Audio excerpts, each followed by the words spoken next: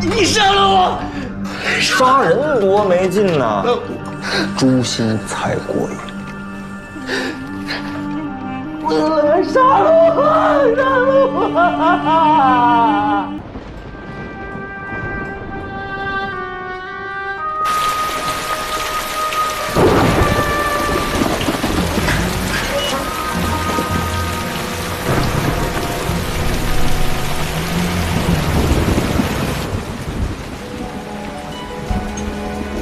把窗帘拉上。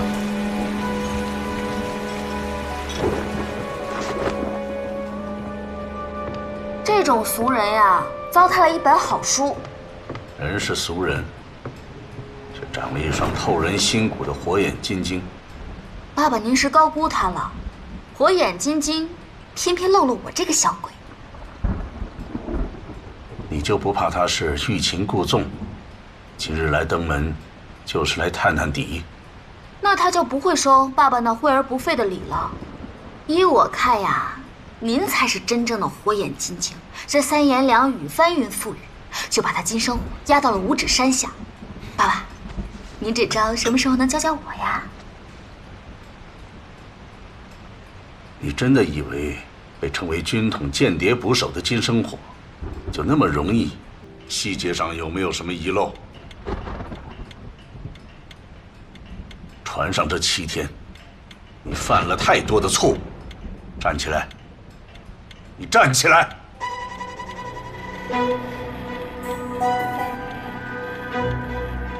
你不顾我的命令擅自行动，试图用什么微型相机陷害金生火。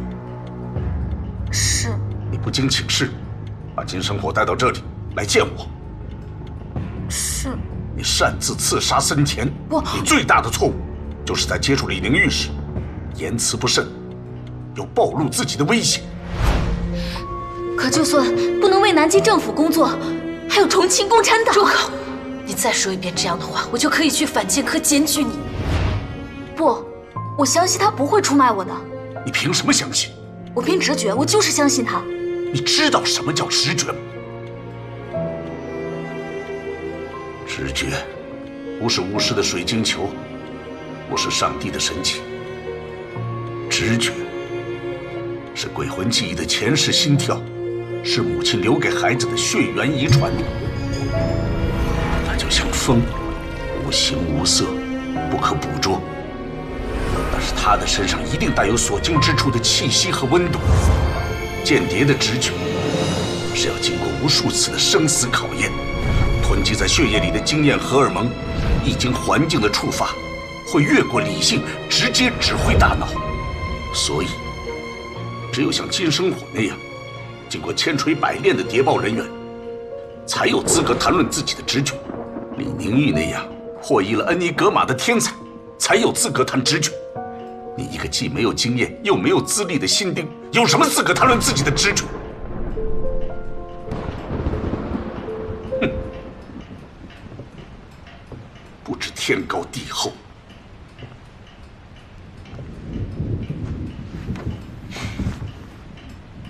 爸爸，我可以将功补过。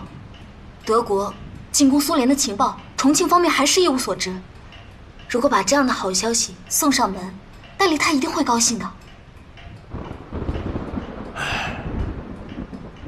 你坐吧。德军进攻苏联，对重庆方面是件好事。一旦苏军参战对抗日德，那么远东战场的局势就可以扭转。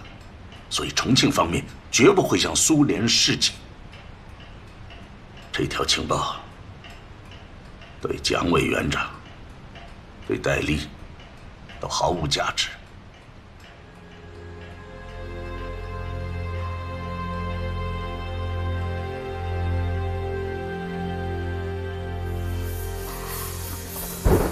爸爸，您向戴局长汇报吧，我等待处分。军统的家法不是以处分2字可以了的。我知道，军统的家法最重株连，有什么事我一个人承担，不会连累爸爸您的。现在不是女儿连累父亲，而是父亲连累了女儿。要不是因为我这个苏杭船王戴笠，怎么会把手伸向你的身上呢？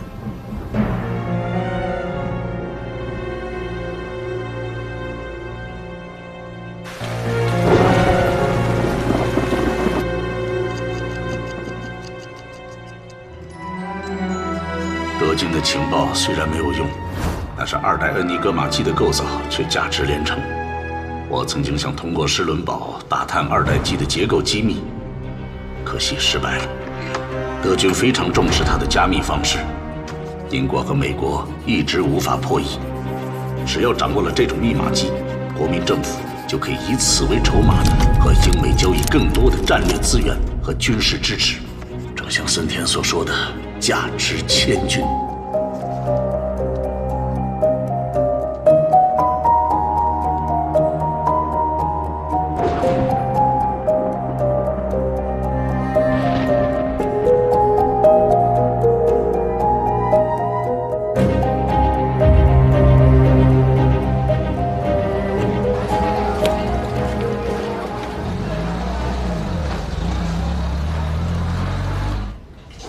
周部长办公室下发的下半年财政预算，咱们司令部的额度多了2成。哦，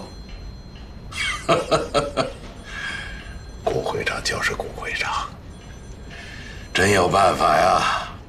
看来啊，只要顾小梦在咱们这儿，就不愁没肉过年了。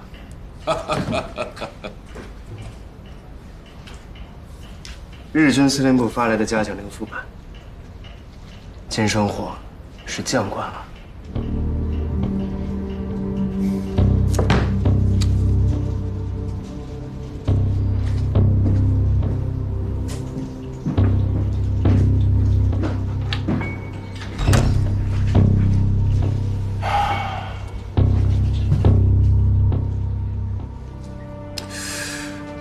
杀森田的人，就真的一点没有线索？没有，当时厅里人多，谁都有这个可能。会不会就是他武志国呀？我也怀疑过，但是他确实没什么可能。当时时间又短，环境又黑，他就是有天大的本事，也不可能隔着这么远的距离杀人再退回来。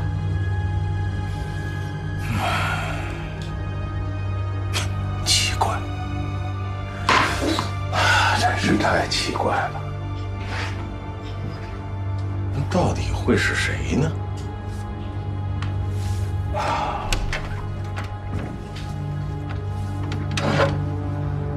金圣贤身上的嫌疑，就是剥了皮都洗不干净。虽然是险象环生，但是密码传上的一切都结束了。吴志国一天不死，裘庄的事就没有结束。这可比什么密码传更要命。还有啊，你们把所有的嫌疑推给了金圣贤，就以为万事大吉了。别忘了，他人还活着，活人就能喊冤，活人就能翻供。司令您放心吧，金圣贤他人虽然是活的，但绝对不可能喊冤翻供了。哦，为什么？因为审他的人是王田香。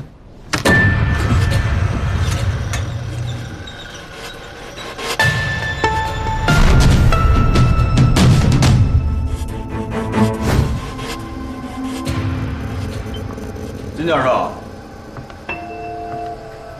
，3天2夜没睡了，啊？要我说呢，死如长眠，睡如小死。人可以3天不吃饭，要是3天3夜不睡觉，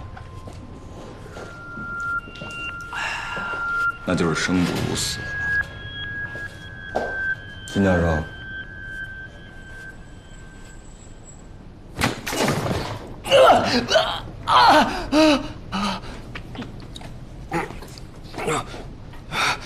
清醒了，清醒了，咱们接着聊吧。我没什么可说的。行，那就我说你听。金教授，我呢是真佩服你。不瞒您说，这3年以来呢，进过王天香这边审讯室的吧，不说是上千，怎么着也有个大几百吧。硬汉子我见过，一进门就咬掉舌头的真革命我也见过，没有几个能熬过3天的。你说说你哈，一个身娇肉贵的读书人，怎么就挺到今天啊？我服。王田香这个人，虽然被临时征调到了日军司令部，但归根结底还是咱们的人。情报部既然敢把人交给他，那就说明他们并没有对司令您起疑心。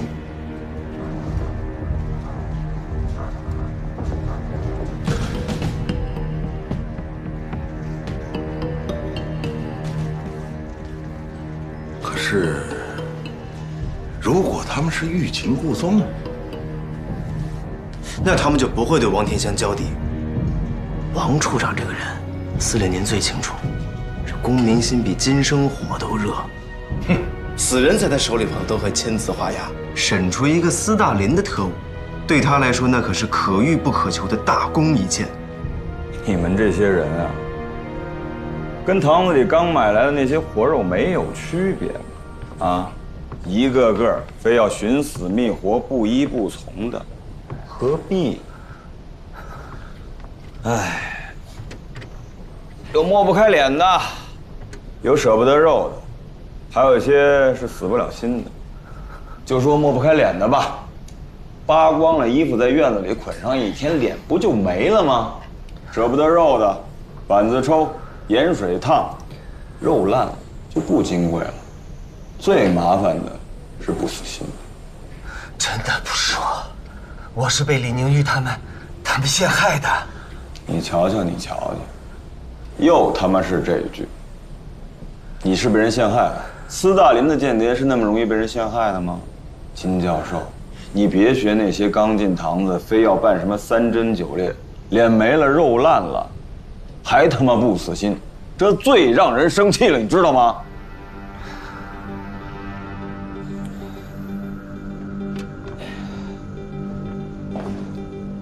金教授，想不想知道在堂子里怎么对付那些不死心的人？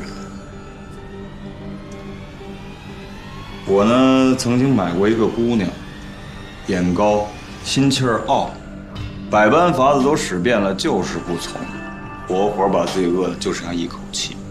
你猜我怎么着？我把她相好给骗来了，灌多了，找2个娘们陪她睡了一宿。那姑娘就在隔壁听着，第2天一早，嘿，自个儿就爬起来给我挣钱了。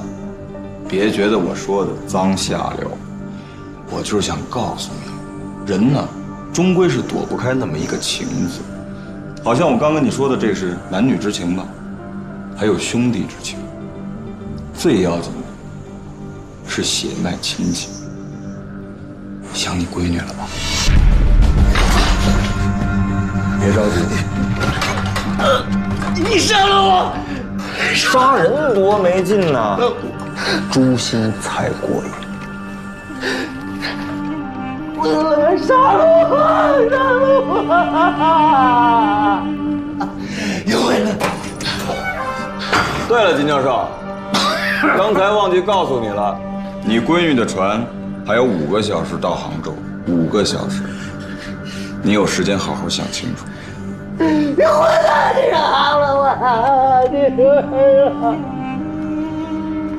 王天香这个人，虽说他是我的人，可他那心是长在日本人那儿的。你说的对，他好大喜功，他想立功。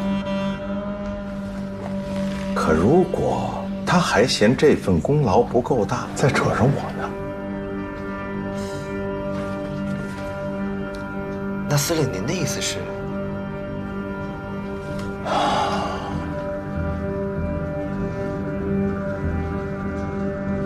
这样，你呢，去探探他的口风，他要是还是个明白人，就不会把事情扯大。哎呀，可怕就怕这家伙利令智昏呐！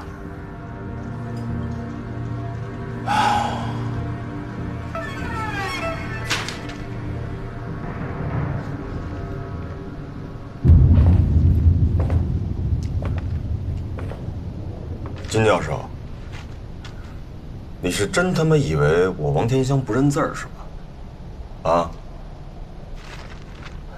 这份供状通篇都是他妈废话。你是不是希望我就这么把你交出去？到了松井司令那儿，你再一哭诉，你是要砸我特务处的牌子是吧？你到底想要什么？你的上级、下级情报传递方式还有密码本。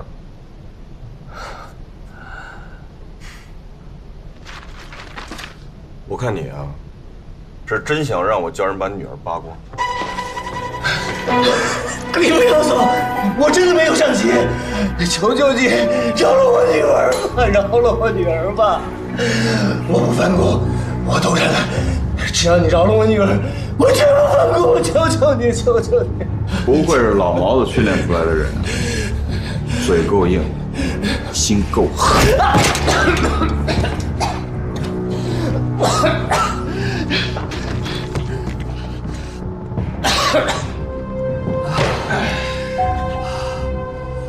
满洲国那边已经搜查你的办公室和住所，什么都没发现，手脚干将。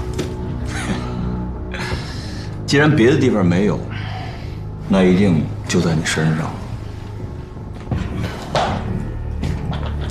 这一箱是你带上船的所有东西，都在这儿。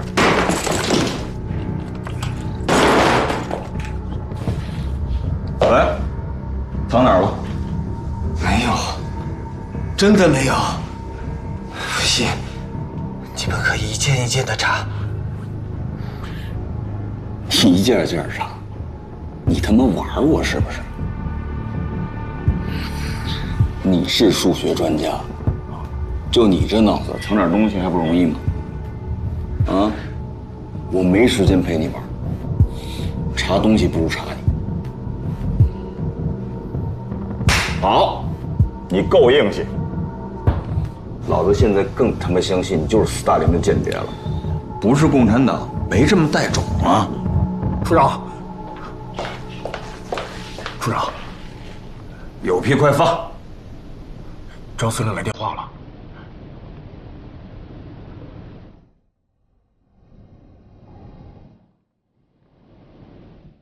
真的啊？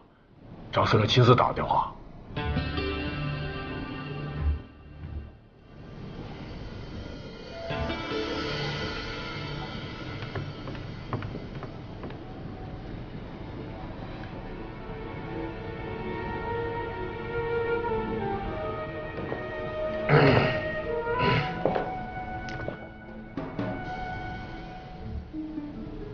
金教授，我最后问你一个问题，你要是个男人，就跟我说实话。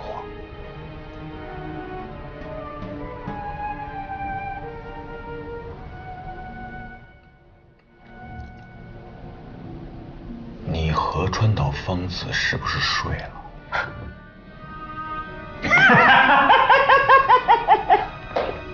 开玩笑的，金教授。金教授，你的命可真是好啊，有贵人。金碧辉司令已经和松井司令交涉过了，你没事儿了。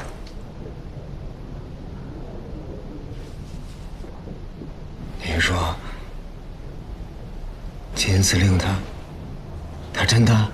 对，金司令用代理在上海的3个秘密联络点换的你，你可真值钱。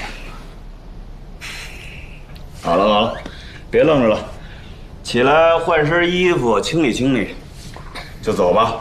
对了啊，兄弟是职责在身，千万别记恨。来人，带金教授去清理一下。是。那我女儿，你都放了，我能难为你女儿吗？放心吧，一会儿就让你见。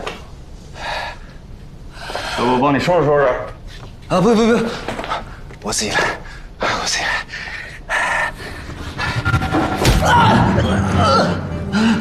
金教授，知道什么叫诛心吗？就是先把你逼到绝路，再让你心里有了热乎气儿，然后再一把拳头掏出来。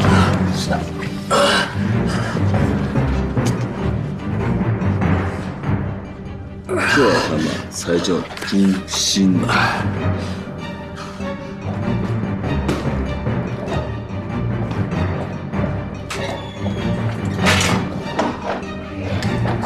走，开去吧。交建筑师，东西就在这个。是。7.65毫米的瓦尔特 PPK 手枪，象牙握把，镀金扳机。听说2年前德国元首希特勒50大寿的时候也收到过一把。哦，当然了，比这一支是要精致贵重的多了。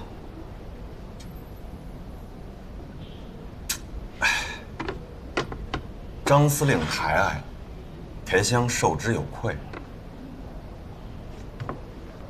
王处长，您这不是退司令的枪啊，您这是打司令的脸呐！白秘书，我真收了这枪，恐怕自己的命就要保不住。您这是什么意思？按理说呢，你我同在剿总司令部为官，我呢官比你大上半级，年纪也要长上几岁，可见了你的面，还不是得毕恭毕敬，小心翼翼。这里边的道理，你懂，我也明白。白秘书，你张司令面前的红人，我是日本人的耳目，人在屋檐下，不得不低头啊。但我看您王处长今天这态度啊，好像是不打算低头了。怎么，您是笃定了这次审金圣贤这案子能审出个大功劳来，在日本人那儿高升了？高升不敢想，不敢想。可从今往后，这颗脑袋应该是能抬起来。白秘书，烦请转告张司令，这枪他不送，田香自然也会忠心办差，绝不会怠慢。可如果我真收了这枪，落在日本人眼里，我审出什么来都是假的了。王处长聪明，一心向着日本人，还不得罪司令。白秘书，多关照，多关照。张司令如果心里没鬼，就不该送枪来；如果心里真的有鬼，就更不该送这把枪了。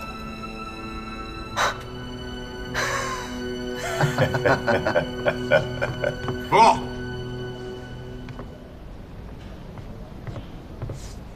说吧，白秘书不是外人。金正科从那本书上查出东西了。我说什么来着？白秘书，公务在身，少赔了。王处长请便。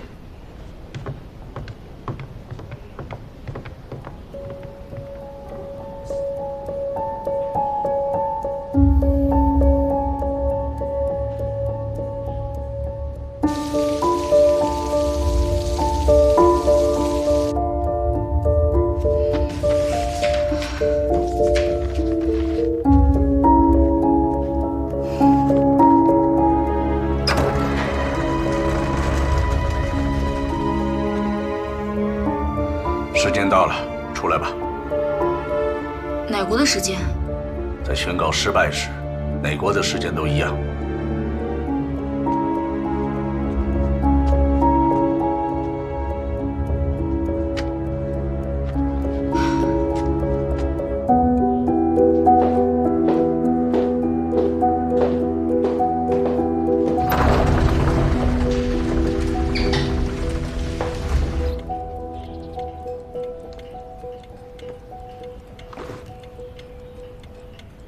在你回忆密码机的这段时间里，发生了2件事，一条是好消息，一条是坏消息。老规矩，先吃糖。负责审讯金圣贤的是剿总司令部特务处的处长王天香。据内部消息，他已经找到了金圣贤是苏联间谍的可靠证据。这倒是意料之外的好消息。下面该吃药了。你在密码船上的表现，戴笠已经知道了。他给了8个字的批示：罪不容诛，就地正法。下不为例，将功补过。将功补过？那父亲为什么说这是坏消息啊？因为他让你用来补过的功，就是恩尼格玛机。从昨天晚上到现在，我写了10几页，可是一次比一次记得少。爸爸，我真的努力记了。他把我叫去协助的时候，每一个零件，每一个齿轮，每一分每一寸，我都牢牢记在脑子里了。可现在脑子就像被水洗过一样，什么都不记得。你说的对，我不适合做谍报人员，因为我连最基本的瞬间记忆的能力都没有。这不怪你，谍报人员也是人，思维、感情、记忆力都是由普通细胞决定的，没有谁能够突破人类的极限。记忆就像潮汐，自有它的起落。即使是一流的天才，如此高强度的机械记忆，24小时以后，也只能残留不到1/3的记忆量。如果没有图纸和笔记的辅助，谁也不可能在下船以后再度还原一台世界上最精密的密码机。不，有一个人，他全部都记得。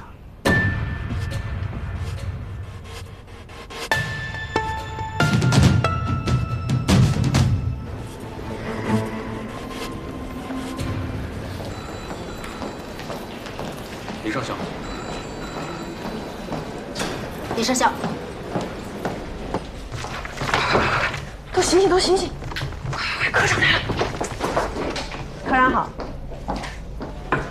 李上校，白秘书有何公干？嗨，是公干，也是私务。这不，刚去内务处，发现李上校的军衔还没领呢，这就顺道给送过来了。有了，白秘书。放心，金圣贤招了。这和我无关。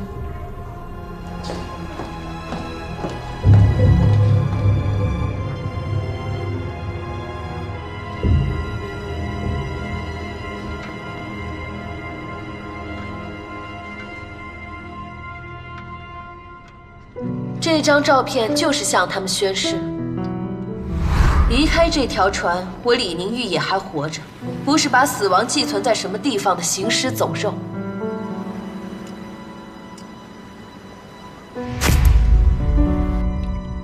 从您出现到现在，一共走了85步，说了341个汉字。我的记忆力比相机还可靠。至于这个人，昨天才进的机要处，还够不上跟我配合。第7页，摩斯码纸，人为错误的质。19页，21.479应该是21.473，还有52页、60页、88页，总共39处错误，你只修改了27处，这就是按照我的吩咐改的。那个，您说的太多了，我记不住嘛。那为什么我就能记住？为什么不把情报科办公室的门关好？这不是天太热了吗？保密守则有天气热就可以不封闭办公室环境的条款吗？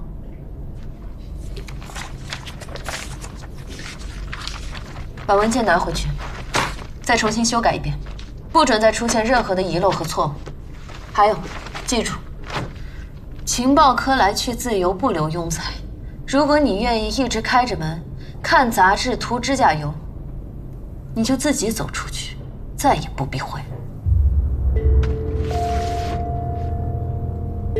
是的，科长。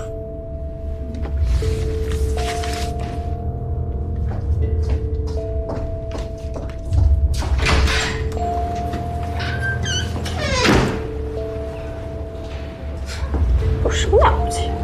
自己还不是一样要翻报纸炒美人，薅媚眼刁难人。报头，社会已多，再不知足，那就是贪心了。这是爸爸的一点心意，作为我们在密码船上共患难的纪念。卡地亚设计师珍妮女士的作品，我觉得她和你很配。拿豹子比我，这是在夸我还是贬我？猎豹擅长，为了跟踪猎物，可以匍匐数个小时，纹丝不动。猎豹善捕，它是草原上跑得最快的野兽。一旦锁定目标，一动则快如闪电。这不正和金处长您一模一样吗？此话虽然中听，可惜并不对。豹子是独行猎手，生死成败全一骑担当，而我金某人最擅长结盟，就像上次密码船脱险，靠的就是精诚团结才能化险为夷，对吗？小萌，送给张司令吧。你初来乍到，该拜拜庙门，否则张司令会见怪的。你我之间就无需这些客套了。谢谢处长指教。谢倒没有必要了，我只是感兴趣，我这位盟友在之前的密码船上为什么会三番五次的陷害我？谁让你那么霸道？我倒要看看那个能把我从司令秘书处调出来的人到底有多大的能耐。就为这个？怎么？您不相信我啊？爱信不信？信，我当然信。这就是你的个性，顾明章的女儿嘛，情理之中。好，言归正传，你今天来报道，就该给你分配工作了。是这样的，机要处一共有3个科：情报科，科长李明玉，主管情报破译；电讯科，科长刘子栋，主管电台侦查；还有就是资料室，养小姐太太的地方。你选吧。当然是情报科。你吃李科长的脾气还没吃够？有的人脾气是本事，有的人本事是脾气，这是爸爸告诉我的。如果想当小姐太太的话，干嘛来这儿啊？直接到汪夫人的沙龙店坐坐就好了。哦不，你太漂亮，汪夫人是不会让你进他们家客厅的。小萌，你想清楚了。情报科就像那条密码船，你如果去了那儿，每天是每时每刻，在那条船上，不死亦不能超生。诚如我愿。少佐，和您当时推测的一样，那个金圣贤板上钉钉就是斯大林的间谍。这是我从他随身行李搜出来的密码本，铁证。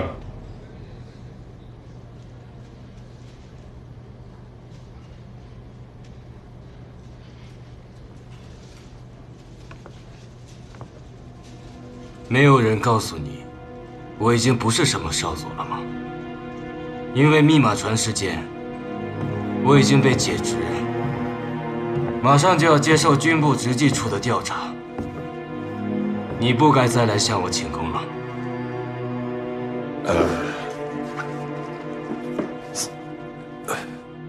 三井先生，那森田大佐的案子已经被特务机关接手了。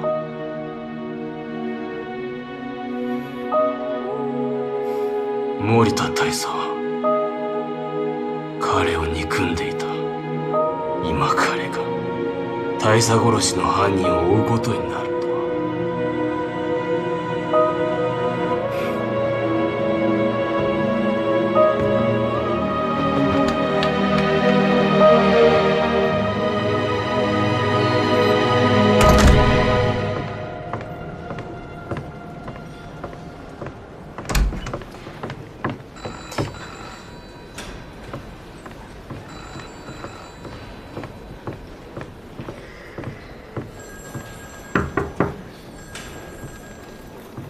进来。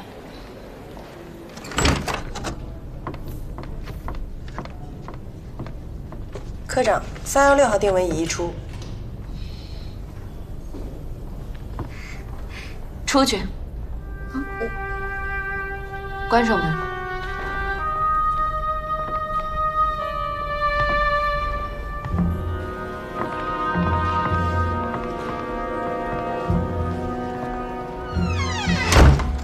松井司令办公室传出的消息，他们下船的当天，那个龙川大佐就上船调查了。听说三井被免职，也是他的意思。说免职就免职，这人什么来头？不知道，整个日军司令部没人跟他走得近，没老婆没孩子，就跟天上掉下来的似的。不过松井司令官对他倒是格外的器重，进特务机关没几年，就爬到了副机关长的位置，这可不是一般的提拔。小兔崽子，祖坟冒青烟了，你大哥我也发达了。大哥，你这话什么意思呀？龙川肥原，龙川，啊，这姓儿，这保不齐就是能拽着我上天那条真龙。科长叫你进去。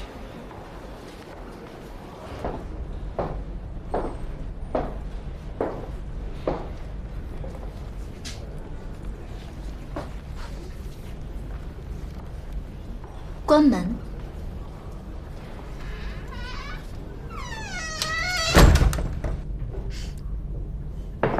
玉姐，送你的。我不要。你得要。我上大学的时候啊，选修过园艺课。这君子兰呢，叶片肥厚，布满气孔，可以吸收空气中的粉尘，对你的哮喘很有效。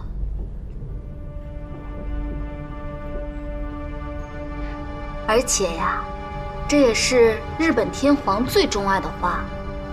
当年满洲国建国的时候呀，他选定了2只最名贵的品种，送给溥仪，作为贺礼。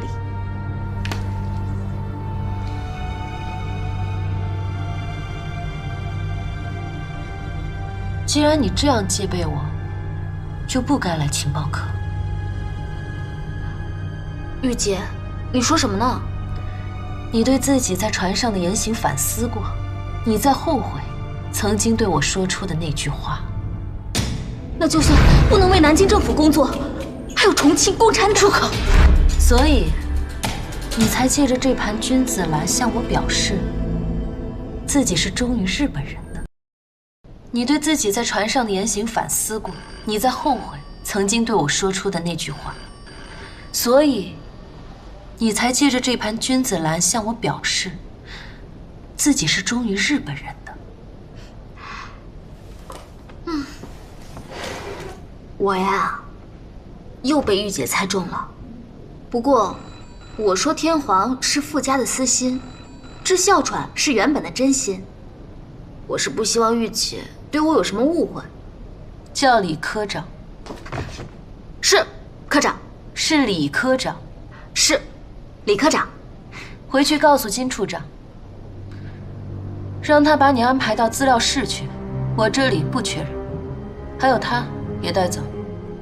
在我的办公室，除了机密文件，不摆放任何闲物。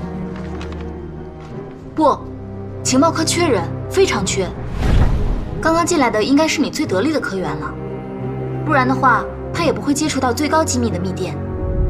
只可惜，他的业务能力并不强，不然的话，不会因为一条密电就在你办公室被训斥这么久。你太自以为是了。也许，我是在对他进行业务培训。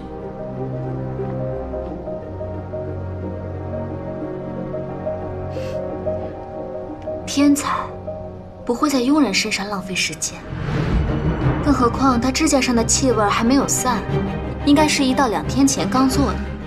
而那段时间，科长你还在密码船上做这种指甲呀，至少需要3、4个小时。也就是说，他是趁上级不在的时候偷偷跑出去做的。以他的这种工作素质，应该不值得您栽培吧？至少我信任他。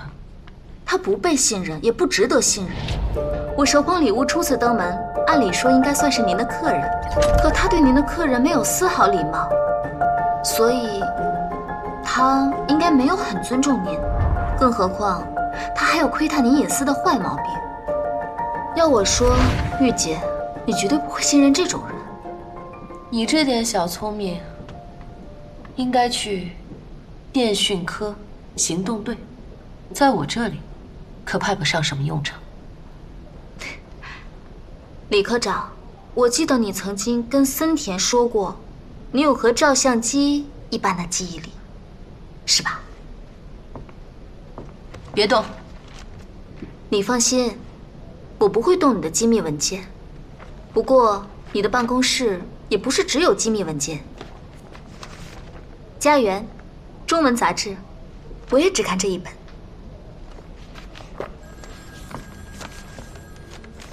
第28、29页，论乱世佳人中斯嘉丽之爱的任性。文艺影评，2篇，大概有700个字。我只看1遍，向你证明我的记忆力，如何？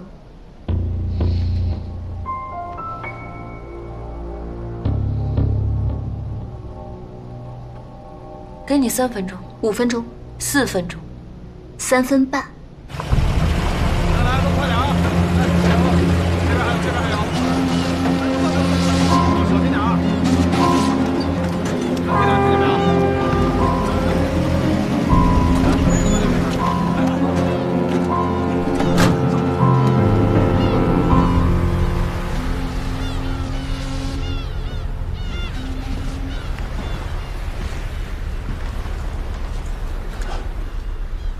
管理机构，机电室是在里面。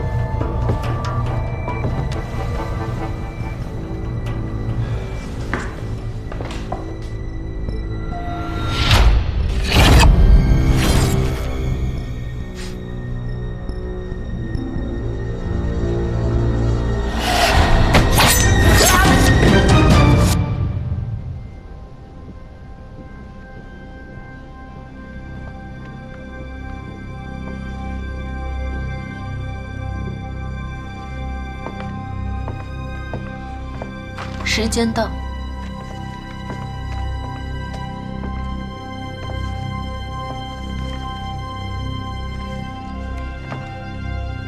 回观我国古今传奇中的佳人美眷，形制必称柔顺。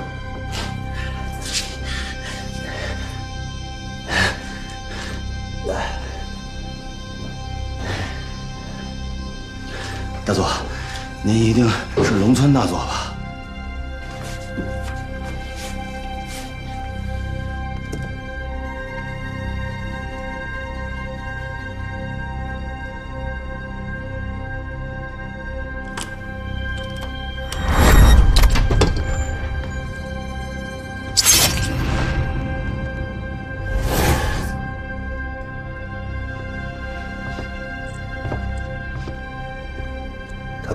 能藏在门后，他会藏在什么地方？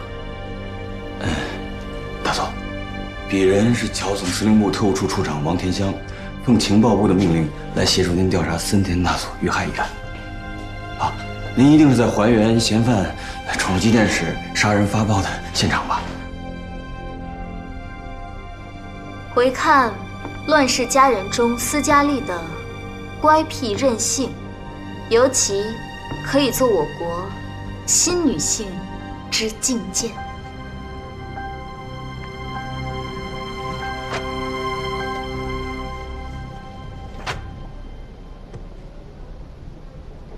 我怎么知道你不是事先背下来的？杂志是你的，文章不是我的，更何况这是最新一期的《家园》，今天早上才刚开始售卖，我既没有时间，也没有机会。可你错了3个字。谁让我只是一般的好记性，没有像玉姐那样的记忆照相机呢？叫李科长。是科长。那我现在可以正式进入情报科工作了吧？只是暂时。我给你1个月的考察时间，在这1个月里，你要承担科室1半总量的电文破译，不准有任何的错误，不然你还是要回到金处长那里，让他给你安排更适合的工作。接受吗？接受。那我现在可以回办公室了吗？等我把话说完。在这科室里，记忆力固然重要，但有一样能力比记忆更重要，那就是忘记。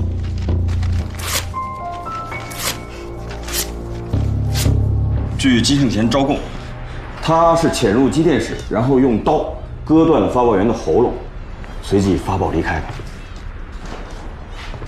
这就是你审讯的结果？是。我们是从金圣贤带上船的书本里发现情报的，用隐形墨水写成，拼在一起，刚好是满洲安保局围剿中共抗联的军事情报，已经向满洲方面确认过，情报属实。我想，他一定是上船之前窃取的情报，还没来得及发送给他的上级。来，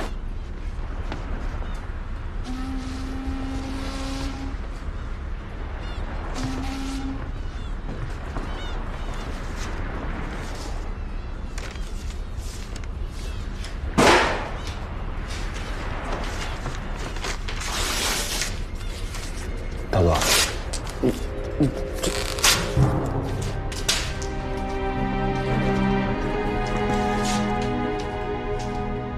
你是个刑讯高手啊！不敢当，是皇军之路，忠皇军之事嘛。不必过谦。三井寿一在这船上审了金圣贤1晚上，一无所获。你要不是用那指鹿为马的手段，怎么可能获得一个速速求死的供认状呢？大佬，被指从事刑讯10年，自讯没有办过一件冤假错案。你的自信对我来讲毫无价值，因为金圣贤的供述跟现场的痕迹完全不吻合。不吻合？以当前的室温，一滴血液离开人体到变得干涸需要用多久时间？回答我。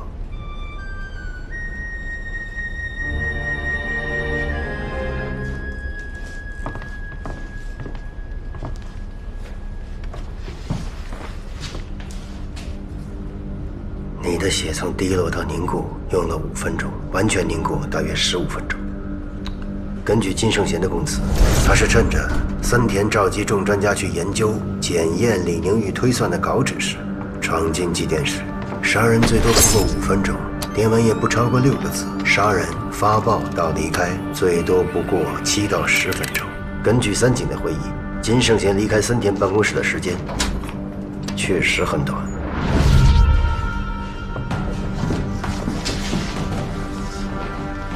而这片血迹边缘有一个脚印的痕迹，且痕迹纹理清晰，这说明是在血迹完全干涸之后，脚印踩上去的。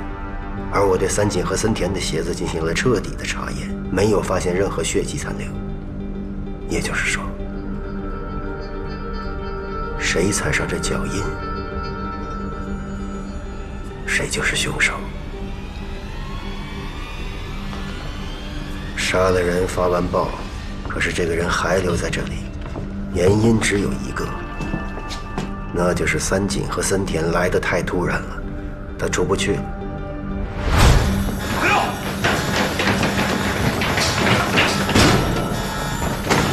当森田闯进机电室的时候，凶手还在这里，所以绝不可能是金圣贤。可是他会藏在哪儿呢？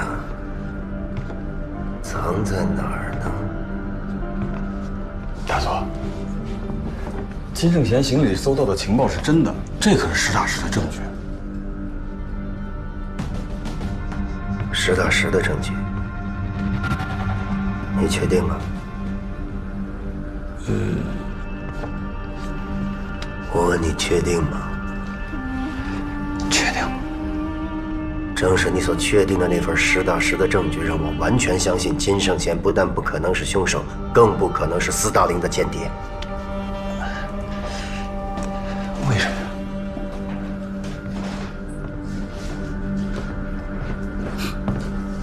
把情报分成2部分来传递，这是情报市场、情报黑市交易的标准做法。第一部分换取定金，验货以后再领取余款。像这样一个为了金钱来出卖情报的交易者，绝不可能是被苏共洗脑、视信仰高于一切的间谍。卑职愚笨，让真凶漏网。漏网倒没漏网，只是一时我无法确定是哪条鱼罢了。是，有大佐您的火眼金睛在，不怕真凶飞到天上去。什么？你说什么？啊，我说有大佐您的火眼金睛在，不怕真凶飞到天上去。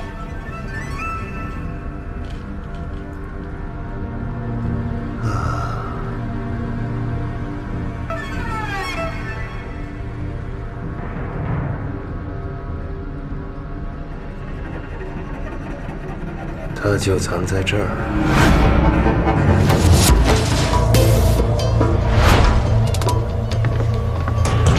当时餐厅里除了森田以外，还有13位破译专家，每个人都有可能是刺客。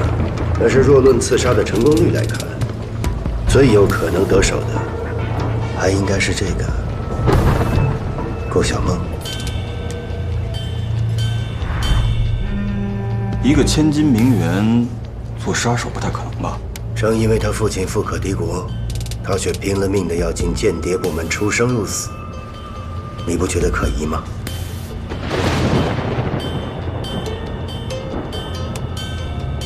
可是他完全没有机会换餐刀啊！不，他有机会。冲击刀！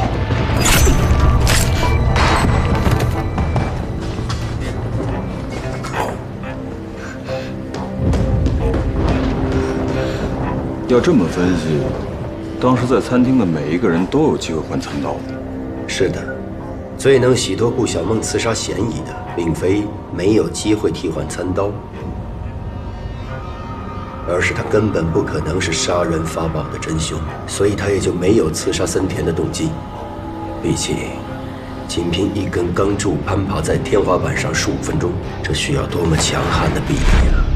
对于一个年轻女人来说，太难了吧？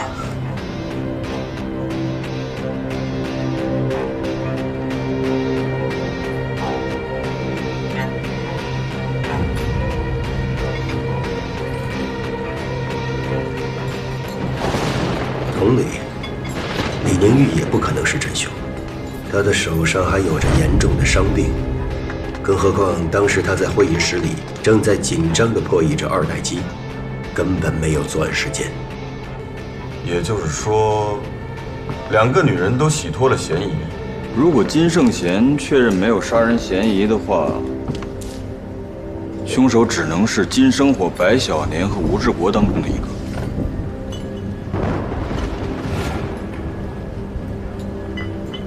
白小年不可能，很简单，凶手闯进机电室的时候，他还根本没上船。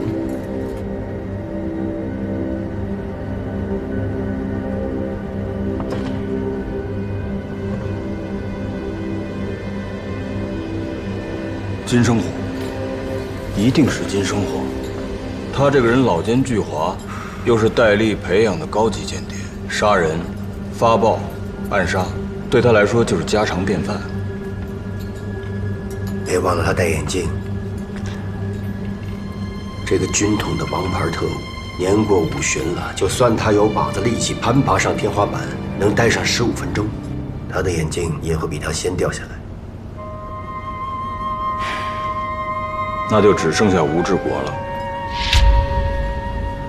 他是一流的杀手，杀人是他的老本行。这个人最没可能。当然，他完全可以杀人发报，但是他没有刺杀森田的时间。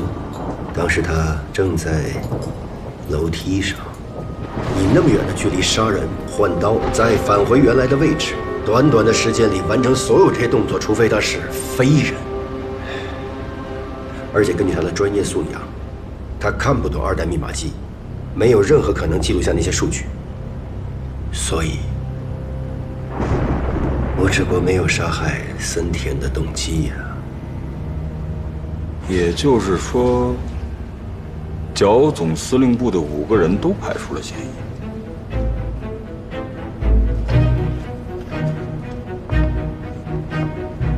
那凶手只能是金圣贤。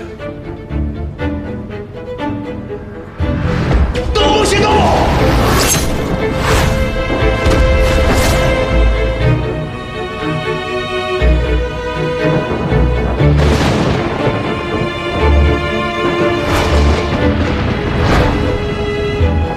一定有什么地方不对，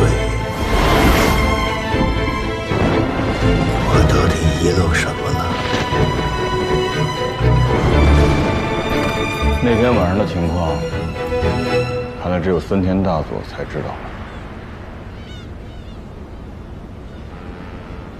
死人无法开口说话，但是凶手会和自己的杰作始终保持对话，只是我们无法掌握他们的频率，所以听不见。我们现在要做的是逼迫他们暴露他们的波段，破译他们的密码。报告，进来。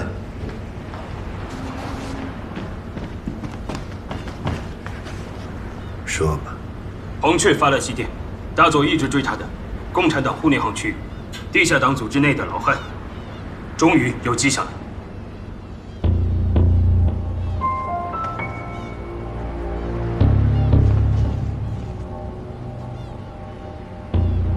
杂志密电。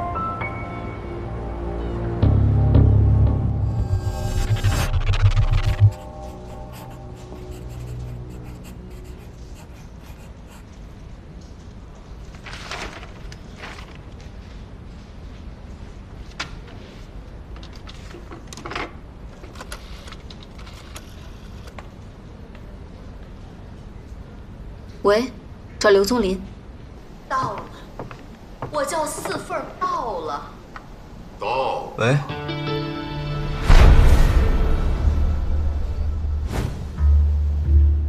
庄生小梦的电文是你发的吧？你搞什么鬼？我不愿意喝。有个狠心的人已经10天又13个小时没回我电话了，我只能通过电文。传句话用这种方式啊！我可警告你。我可警告你，普通电台的发报也在情报系统的监控范围之内。如果发现异常，可以不经破译直接逮捕。以后少发疯。你别生气啊。不过如果你生气了的话，那心还没那么狠。你去买一份新版的《家园》，里面论乱世佳人中斯嘉丽之爱的任性，是为你写的。无聊。你把它拿走。喝了药，不要任性。当着这么大的孩子，我不想喝。怎么啊？男朋友啊？不是，你别误会。你不用瞒我，反正啊，你也瞒不过我。就像那位，他跟吴志国吴大队长的关系，你还不知道吧？什么关系啊？同事关系呗。你是真不知道啊？哎，我告诉你啊，他呀已经是第3 3次嫁人了。据说这头一任的丈夫啊是乡绅的儿子，供她出国留洋。可她倒好，回来啊就要跟人家少爷离婚，被人家少爷气的呀撞了车。这第2个呀更惨，说是张学良的心腹。这少帅一失了脚啊，他又想踹了人家，结果这位气性可大，把自己活生生给气死了。这第3个嘛，以前也得意过，现在呀又落魄了。这不又扯上了吴大队长，他是不是5行克夫啊？都是挺好的男人，怎么就全败了？不过吴大队长贴上他呀，可是得了计了。知道为什么人家立功多吗？这情报科的情报一出来啊，金处长还没看过呢，那边就先知道了。写什么呢？你的话里涉及到情报科的保密工作，我得把他们都记下来，好跟李科长汇报。马屁精！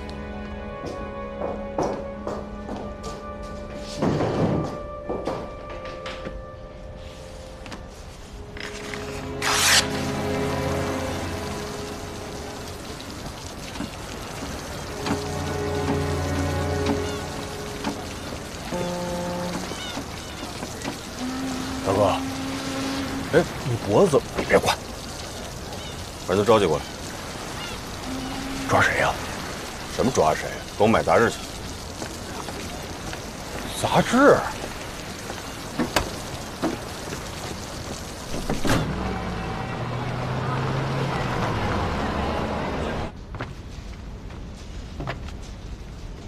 慢着。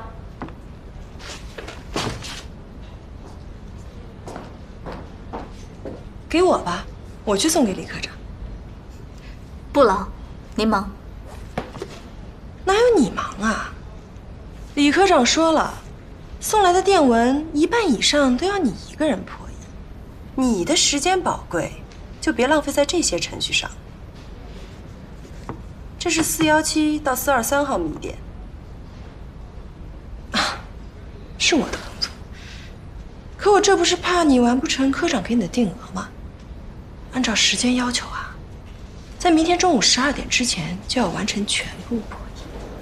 但我们这一行的时间最重要，就像这办公室里面的人事关系一样，最要紧的也是时间，就是先来后到。好。哦，对了，文件。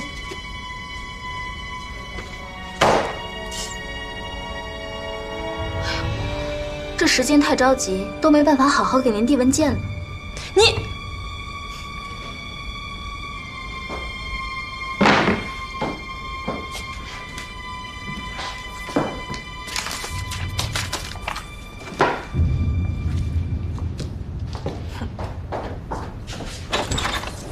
哎呀，金处长，您怎么来了？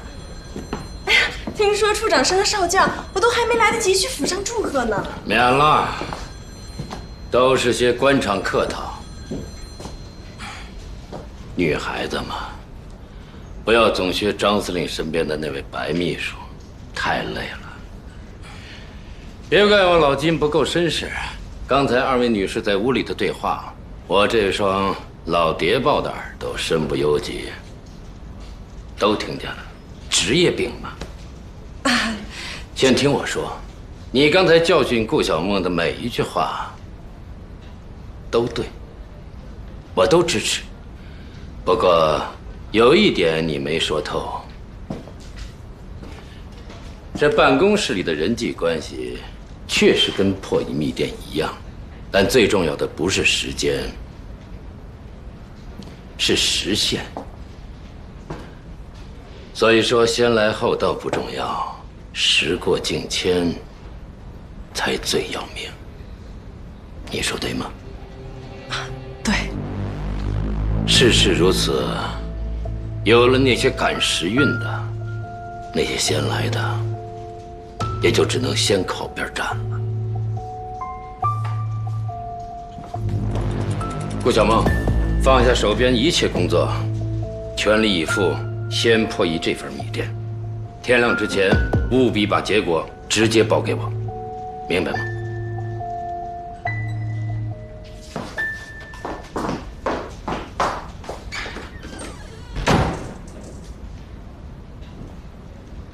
金处长，你也太大材小用了吧？什么意思？不过是年轻女孩的几句口角，何劳您堂堂金处长，助打太平拳呢？这好意，我可受不起。自古好人难做，别以为我是在帮你其他，我完全是看在他死去的舅舅的面子上，在救他的命。这个赵小曼就是前任司令钱虎义的外甥女儿，这个人本事不大，毛病倒不少。钱虎义把他硬塞到我这儿，就是要监视我这个机要处要害科室的一举一动。现在，钱司令死于非命，这死因至今还是个悬案。新来的张司令正在全力清除前任留下的势力痕迹。这个赵小曼到现在还这么胆大妄为，你说他是不是不要命了？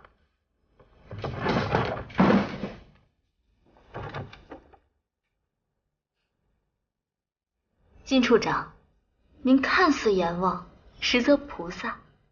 有时候为了要行菩萨心肠，就不得不使阎王手段。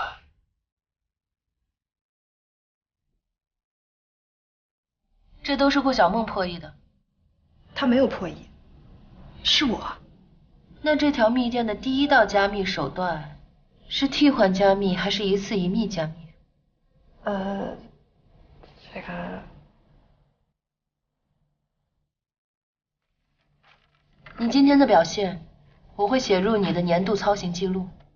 还有，告诉顾小梦，司仪7号电文今晚7点钟之前给我破译结果。那不可能的，科长。我看见金处长给了他一份重要文件，说是要求他立即停止一切正在进行的工作，全力破译，并且说完成后直接交给金处长。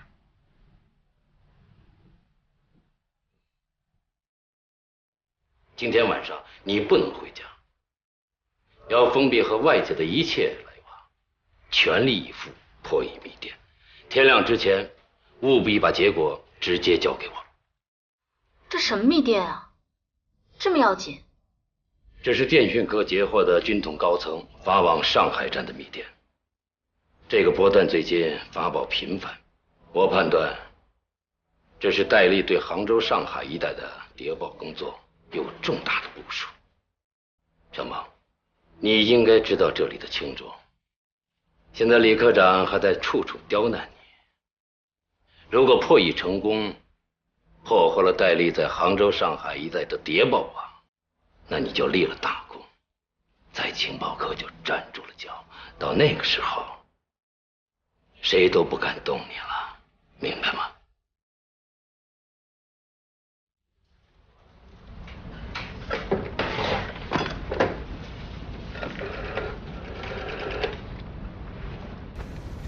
内情处吗？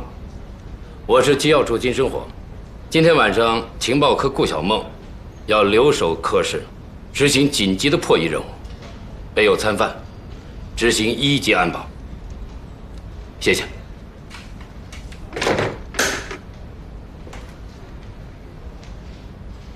一切都为你安排好了，安心破译吧。记住，时间不重要，时机才最重要。机不可失，时不再来。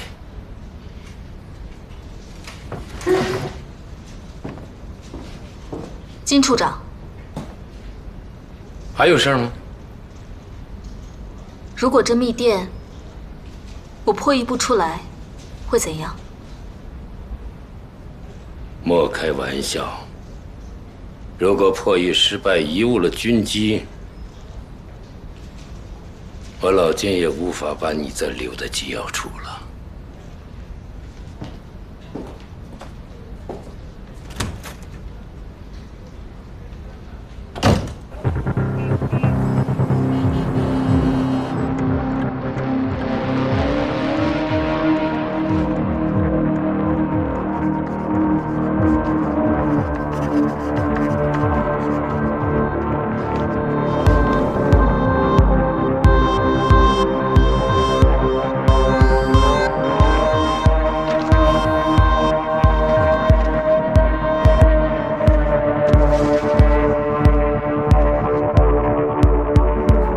这情报科就是条下不去的密码船，你写在纸上的每一个数字，拨出去的每一个号码，甚至几句自言自语的牢骚，都会受到看得见的内部监控和看不见的外部监视。如果不明白这条规则，在这儿你是活不成的。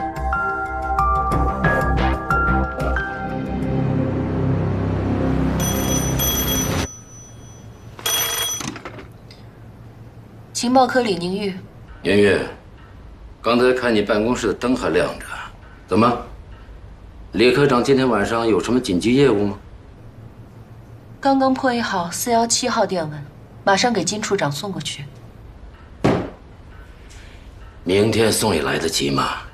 宁玉，你也是我的老下属了，这回要共生死一场，别给我老金多嘴。新女性事业心强，这是对的，但也不能撂着丈夫在家里不管呐。以我男人的经验，长此以往，家宅不宁。谢谢金处长关心，我马上就离开。不客气，明天见。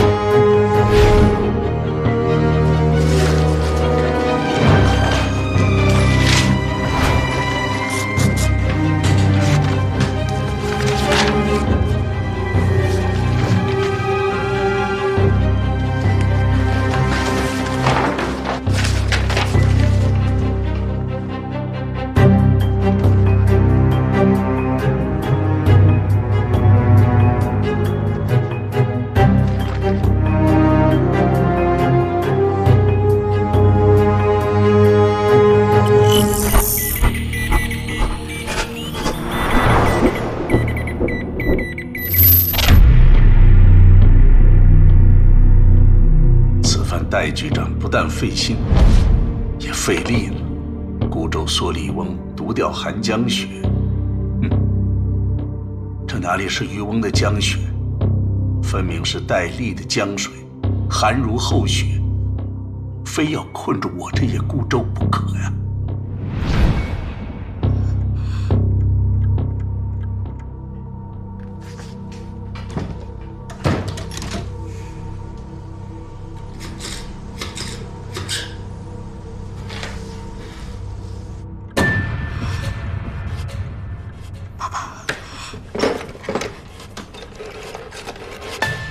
立即实行抓捕。谜点我已经破译出来了，我想我已经知道老汉是什么人了。我要宪兵队出面，让他去。方天香。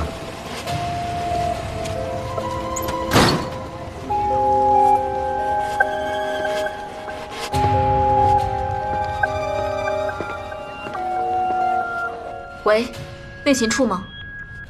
我是情报科的顾小梦，马上给我送一杯蓝山咖啡过来。什么？没有。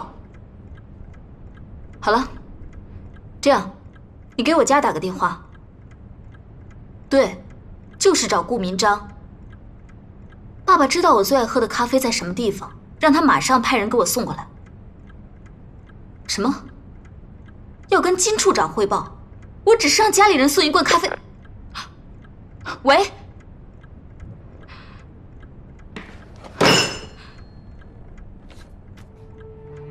你真的以为被称为军统间谍捕手的金生火，就那么容易被人玩弄于股掌？小梦，进展顺利吗？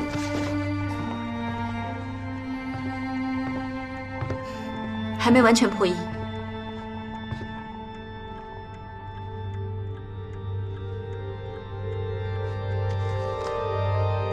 孤舟。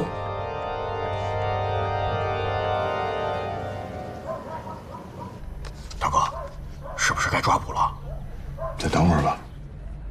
龙川大佐说，千万不要打草惊蛇，况且现在这夜深人静的，正是传递情报的好时候。说不好，咱们还能抓着他们同伙呢。孤舟是戴笠派的杭州一带的头号间谍，我已经追查他很久了，但是苦于此人隐藏太深，这回终于要露面了，太好了。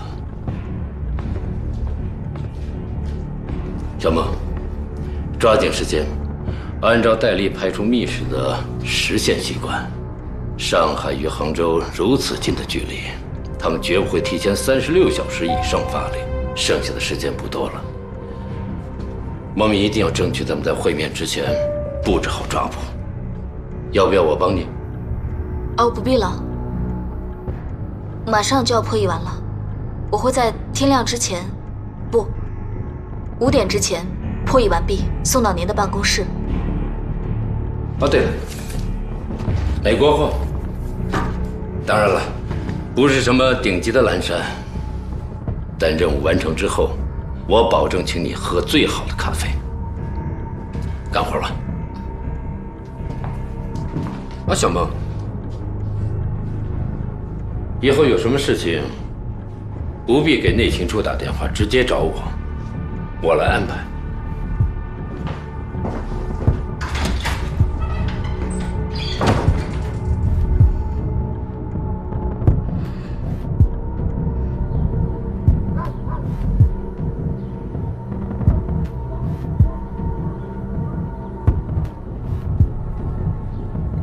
刚才灯是不是闪了一下？灯？没有吧？坏了，他要跑！